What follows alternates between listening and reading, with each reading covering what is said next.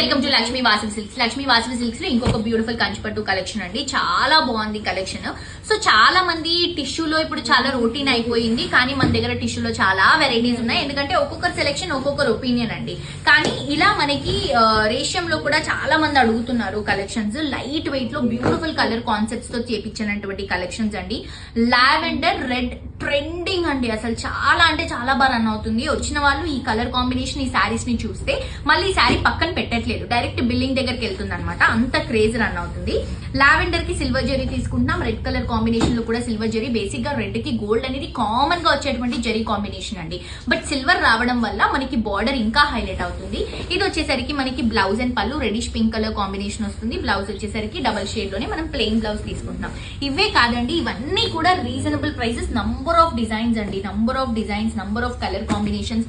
Complete గా మనకి 3 branches ఉన్నాయండి.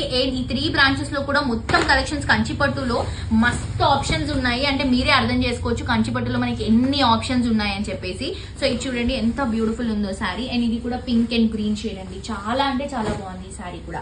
సో డిఫరెంట్ కలర్ కాంబినేషన్స్ తో latest varieties, complete light weight. Sari fabric మీకే తెలుస్తుంది కదా, ఇది చూడండి ఎంత మెత్తగా ఉందో.